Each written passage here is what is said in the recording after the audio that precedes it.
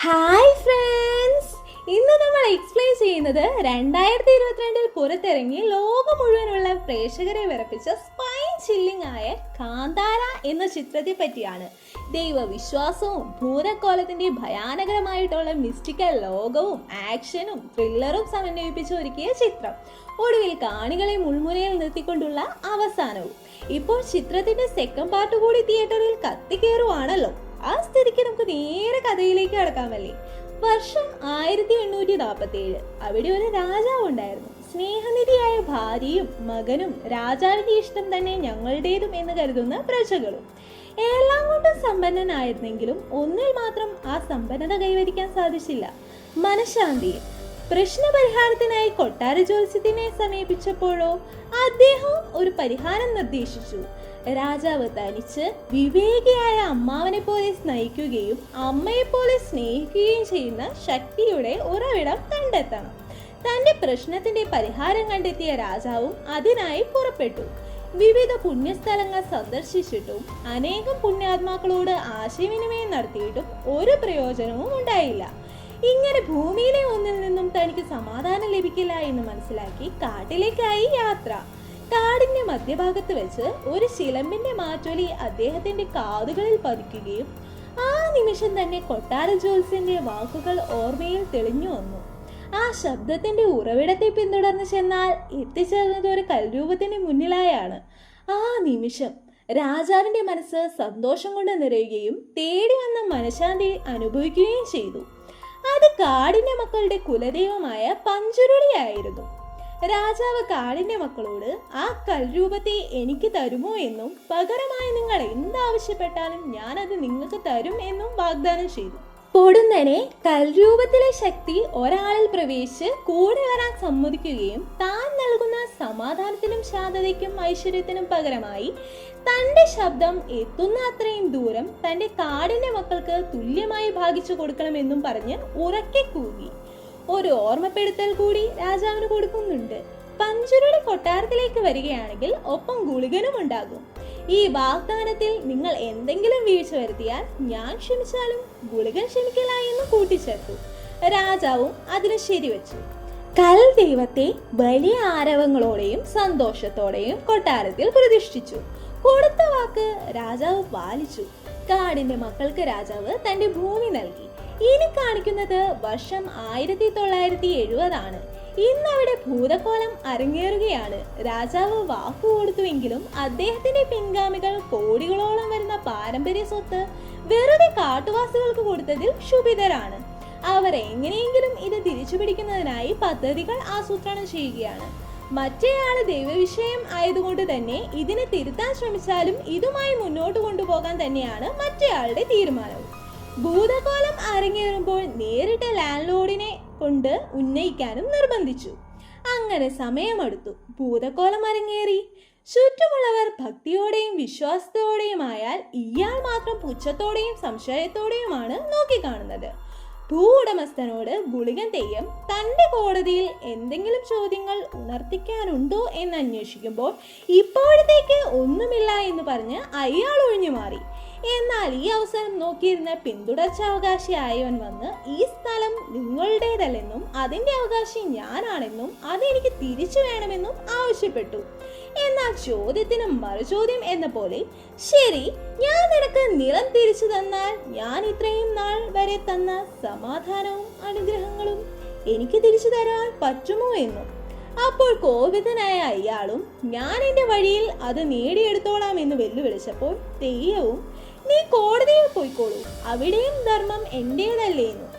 അത് കേട്ട അവനും തെയ്യത്തെ കോപിപ്പിക്കുന്ന രീതിയിൽ ഇത് ദൈവം പറയുന്നതാണോ അതോ കോലം കെട്ടിയവൻ പറയുന്നതാണോ എന്നും പറഞ്ഞ് അവഹേളിക്കാൻ ശ്രമിച്ചു. അതിൽ കലിപൂണ്ട തെയ്യവും ഞാൻ കോലം കെട്ടി ആടുന്ന വെറും മനുഷ്യനാണെങ്കിൽ നിനക്കെന്നെ പിന്നെയും കാണാൻ സാധിക്കും എന്ന് പറഞ്ഞ് കാട്ടിലേക്ക് പിന്തിരിഞ്ഞോടി. ഒരിടം എത്തുമ്പോൾ കത്തിപ്പിടിച്ച പന്തവും കൊണ്ട് കൂകിക്കൊണ്ട് കറങ്ങിടുന്നിടത്താണ് ചിത്രത്തിന്റെ ടൈറ്റിൽ കാണിക്കുന്നത്. അതെ, ആ തീഗോളത്തിന്റെ വലയത്തിനുള്ളിൽ അയാളെ കാണാതായിരിക്കുകയാണ്. ഈ പ്രശ്നങ്ങൾക്കെല്ലാം വഴിവെച്ച മുതലാളിയോ കോടതി വരാന്തയിൽ രക്തം ഛർദ്ദിച്ച് മരിച്ചു. ഇദ്ദേഹത്തിന്റെ മകൻ ദേവേന്ദ്ര സുട്ടോരു വളരെ നല്ലവനായിട്ടുള്ള മനുഷ്യനാണ്. ഇനി കമ്പാല നടക്കുന്ന സ്ഥലമാണ് കാണിക്കുന്നത്. ഇവരുടെ പാരമ്പര്യം വെച്ച് സുന്ദര എന്ന തെയ്യത്തിന്റെ അപ്രത്യക്ഷമാവലിന് ശേഷം പിന്നീട് ആ സ്ഥാനം സ്വീകരിക്കേണ്ടത് അദ്ദേഹത്തിന്റെ പുത്രനായ ശിവയാണ്. എന്നാൽ അവൻ ഇതിലൊന്നും ഉത്തരവാദിത്തമില്ലാതെ നടക്കുന്നത് കൊണ്ട് അവന്റെ ചിറ്റപ്പന്റെ മകൻ ഗുരുവയാണ് കോലം കെട്ടുന്നത്. കമ്പോല മത്സരത്തിൽ വിജയം ഉറപ്പിച്ചു നിൽക്കുകയാണ് ശിവ. എന്നാൽ ദേവേന്ദ്ര സുട്ടോർ മത്സരത്തിൽ ജയിക്കുന്നതിന് വേണ്ടി മത്സരത്തിൽ അന്യായം കാണിച്ച് ശിവയെ 2ാം സ്ഥാനത്തേക്ക് മാറ്റി എഴുതി. ഇതിൽ കലിപ്പായ ശിവയും കൂട്ടരും കൂടി അവർക്കെതിരെ വലിയ രീതിയിൽ തന്നെ അടിയുണ്ടാക്കി.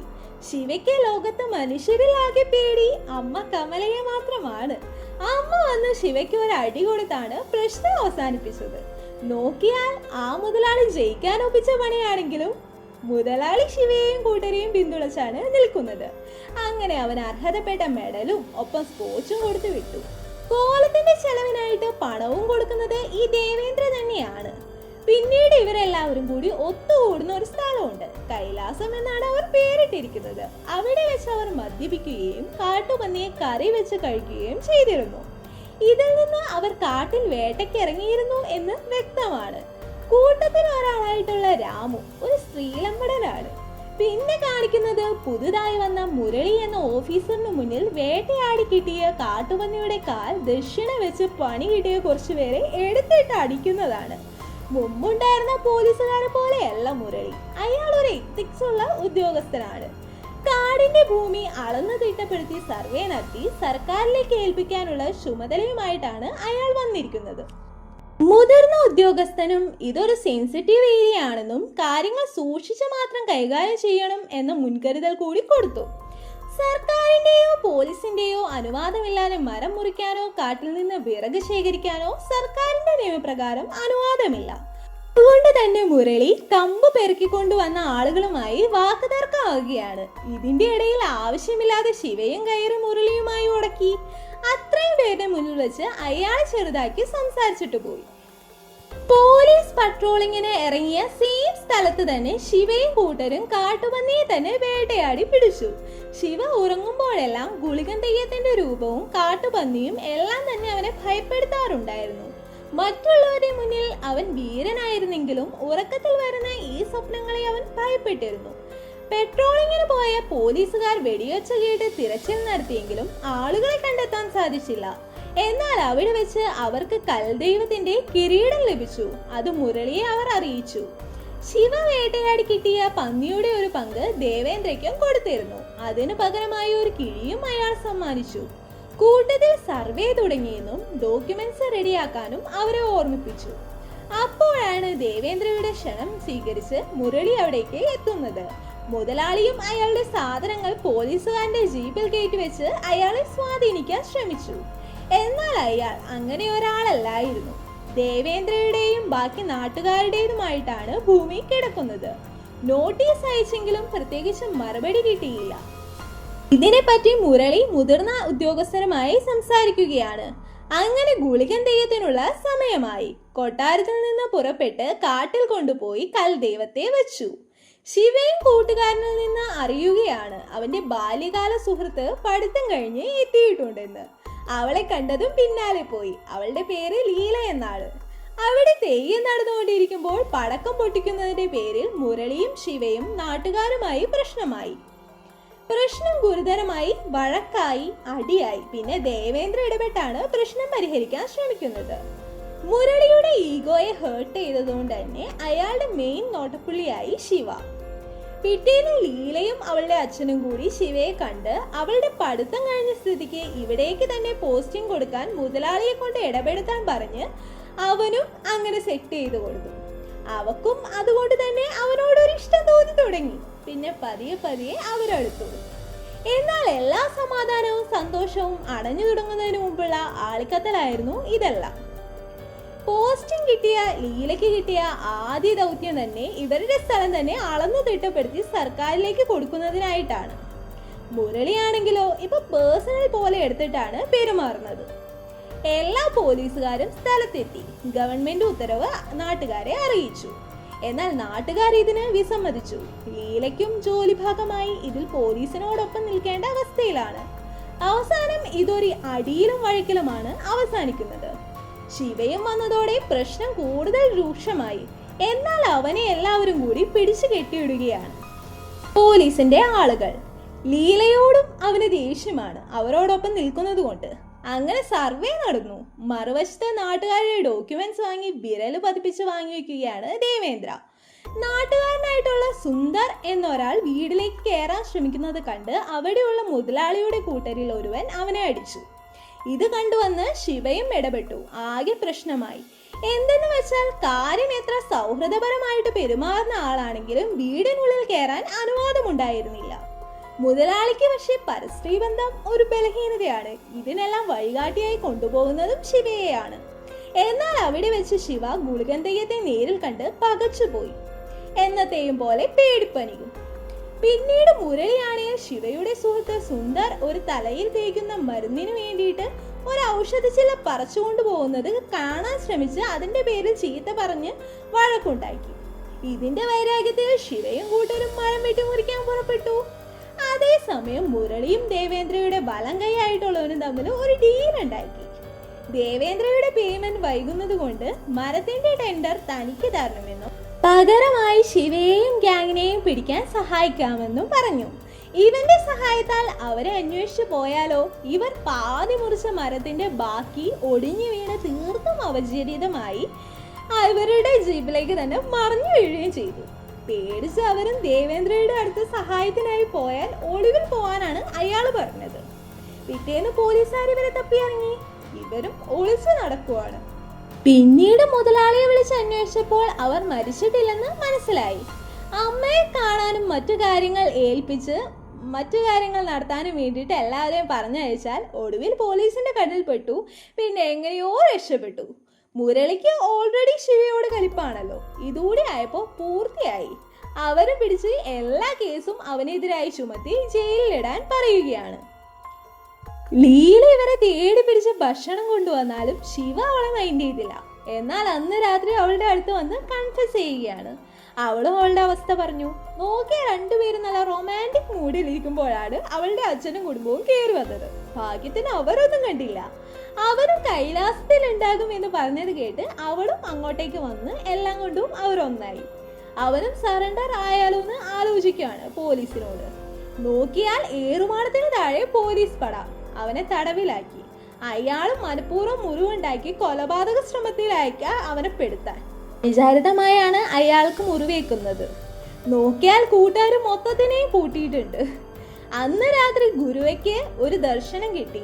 ഭൂമി പ്രശ്നം കോടതിയിൽ എത്തിയെന്നും എന്തോ ദുരന്തം വരാനിരിക്കുന്നുണ്ടെന്നും എന്താണെന്ന് അന്വേഷിച്ച് ശരിയാക്കി തരണമെന്ന് പറഞ്ഞു മുതലാളിയെ വിളിച്ച് അറിയിച്ചു. മുരളി പറഞ്ഞ പോലെ ശിവയെയും കൂട്ടരെയും നീണ്ട നാളത്തേക്ക് ജയിലിൽ അടച്ചു. സഹായത്തിനായി മുതലാളിയെ നാട്ടുകാർ സമീപിച്ചാൽ ജാമ്യം കിട്ടാൻ ഒരു വഴിയുമില്ല എന്നാണ് അയാൾ പറയുന്നത്. എന്നാൽ ആ വിഷമമൊന്നും ശിവയ്ക്കില്ല കേട്ടോ. അവൻ മറ്റുള്ളവരുടെ മുന്നിൽ സങ്കടങ്ങളൊന്നും കാണിക്കുന്നില്ല. സംക്രാന്തി ആയതുകൊണ്ട് ബന്ധാര മനയിൽ പോയി വന്ന ഗുരുവയെ മുതലാളി വന്ന് ജീപ്പിൽ കയറ്റി കൊണ്ടുപോവുകയും അവന് പണത്തിന്റെ കാര്യമെല്ലാം പറഞ്ഞ് സ്വാധീനിക്കാനും ശ്രമിച്ചു. മറ്റൊന്നും കൊണ്ടല്ല, ഗുരുവയാണല്ലോ തെയ്യം വേഷം കെട്ടുന്നത്. അപ്പോൾ അവനെ വെച്ച് എന്തോ കാര്യസാധ്യത്തിനായി ശ്രമിക്കുന്നത് പോലെയാണ് അയാൾ സംസാരിക്കുന്നത്. അപ്പുറത്താണെ ശിവയും കൂട്ടരും എങ്ങനെയെങ്കിലും പുറത്തിറങ്ങണം എന്ന പ്ലാനിങ്ങിലാണ്. അന്ന് രാത്രി ശിവ വിലപിക്കുന്ന തെയ്യത്തെ കണ്ട് ഞെട്ടി എണീക്കുകയാണ്. നോക്കിയാൽ ഗുരുവ മരിച്ചിരിക്കുന്നു. മുതലാളിയാണെങ്കിലോ അവിടെ ചെന്ന് പോലീസുകാരനായിരിക്കും എന്ന പേരിലാണ് അവരെ വിശ്വസിപ്പിക്കുന്നത്. അങ്ങനെ നാട്ടുകാരെ പോലീസിന് എതിരാക്കാൻ ശ്രമിക്കുകയാണ്. ഒടുവിൽ ജയിലിൽ കാണാൻ വന്ന അമ്മയിൽ നിന്നും ലീലയിൽ നിന്നും ഗുരുവ കൊല്ലപ്പെട്ടു എന്ന സത്യം ശിവ അറിഞ്ഞു. ഇത് കേട്ട് അവൻ തകർന്നു പോയി. അതേസമയം പോലീസ് സ്റ്റേഷനിലാണെങ്കിൽ എൻക്രോച്ച്മെന്റുമായി ബന്ധപ്പെട്ട രണ്ടു കൂട്ടർക്കും നോട്ടീസ് ഇഷ്യൂ ചെയ്തിരുന്നല്ലോ. എന്നാൽ മുതലാളി ഒറ്റയ്ക്കാണ് റിപ്ലൈ തന്നത്. അതായത് അന്ന് കളക്ട് ചെയ്ത ഡോക്യുമെന്റ്സ് എല്ലാം മുതലാളിയുടെ പേരിലേക്ക് മാറ്റാനായിരുന്നു. നല്ലവനായി നിന്ന് നാട്ടുകാരെ പറ്റിക്കുകയായിരുന്നു അയാൾ. ഇതിനെപ്പറ്റി മുരളിയും രാജീവനും സംസാരിച്ചു കൊണ്ടിരിക്കുമ്പോൾ മറ്റൊരാൾ അത് ദേവേന്ദ്രയ്ക്ക് ഒറ്റുകൊടുത്തു. ഗവൺമെന്റിലേക്ക് ഇപ്പോൾ ഭൂമി വരാനുള്ള നടപടിയൊക്കെ ഓക്കെ ആയിട്ടുണ്ട്. അതുകൊണ്ട് ഈ ഉണ്ടാക്കിയെടുത്ത ഡോക്യുമെന്റ്സ് ഒക്കെ കള്ളമാണെന്ന് തെളിയുമെന്ന് പറഞ്ഞത് കേട്ട് ശിവയെ പുറത്തിറക്കാൻ തീരുമാനിക്കുകയാണ് ദേവേന്ദ്ര. പുറത്തിറങ്ങിയാൽ അവനെ തെറ്റിദ്ധരിപ്പിച്ച് ഇവർക്കെതിരെ തിരിക്കാമെന്നതായിരുന്നു അയാളുടെ പ്ലാൻ. എന്നാൽ മുരളി ഫോൺ നീങ്ങിയിരിക്കുന്നത് കണ്ട് ലാസ്റ്റ് ഡയൽ ചെയ്ത നമ്പറിലേക്ക് വിളിച്ച് മനസ്സിലാക്കുകയാണ് അത് ദേവേന്ദ്രയാണെന്ന്. പിന്നീട് അയാളുടെ തന്നെ കഥ വയ്യാതെ തന്റെ മകന് പറഞ്ഞു കൊടുക്കുകയാണ്.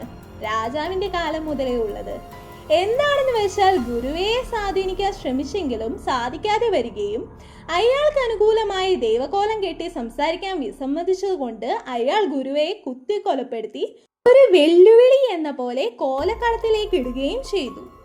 ശിവ ജയിലിൽ നിന്ന് പുറത്തിറങ്ങി. രാജീവനാണ് ജാമ്യത്തിനായിട്ട് സഹായിച്ചത്.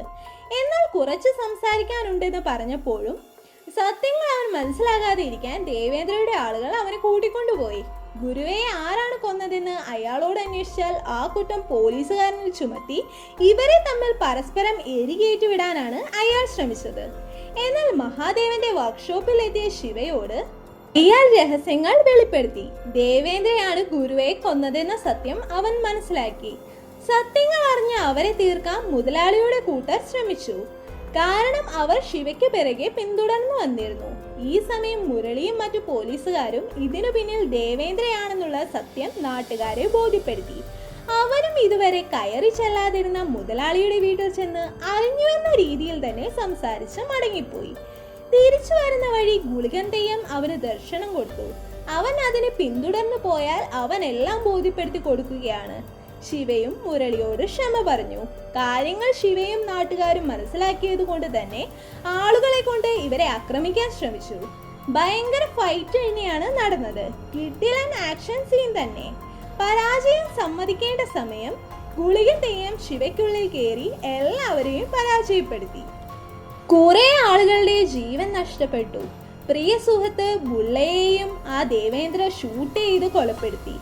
രാജാവ് ശക്തിയെ കണ്ടെത്തിയപ്പോൾ അവിടെ വെച്ച് ഉപേക്ഷിച്ച വാളാണെന്ന് തോന്നുന്നു കണ്ടെത്തി. കല്ലിൽ പരമശിവന്റെ തൃശൂലത്തിന്റെ ആലേഖനവും ഉണ്ടായിരുന്നു. അത് ഉപയോഗിച്ച് ഒടുവിൽ ദേവേന്ദ്രയെ ശിവ അല്ല ഗുളികൻ തെയ്യം തന്നെ വെട്ടിക്കൊലപ്പെടുത്തി. പിന്നീട് ദേവകോലം കെട്ടുന്ന ശിവയെയാണ് നമ്മൾ കാണുന്നത്. സഹായിച്ച പോലീസുകാരനും ഉദ്യോഗസ്ഥർക്കും തെയ്യം നന്ദി അറിയിക്കുന്നു. ലീല ഗർഭിണിയാണ്. അവസാന ഘട്ടമായപ്പോ തെയ്യം പന്തം പിടിച്ചുകൊണ്ട് തിരിഞ്ഞോടുകയാണ്. ആ വലയത്തിനുള്ളിൽ മറ്റൊരു തെയ്യവും നിൽക്കുന്നത് കാണാം.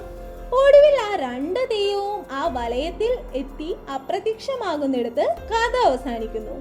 റിലീസായ സെക്കൻഡ് പാർട്ടിൽ ഇതിന്റെ രഹസ്യം നമുക്ക് പ്രതീക്ഷിക്കാമല്ലേ? വീഡിയോ ഇഷ്ടപ്പെട്ടാൽ ലൈക്ക് ചെയ്ത് അഭിപ്രായങ്ങൾ കമന്റ് ചെയ്ത് ഇതുവരെ സബ്സ്ക്രൈബ് ചെയ്യാത്ത കൂട്ടുകാർ സബ്സ്ക്രൈബ് ചെയ്യാനും മറക്കല്ലേ.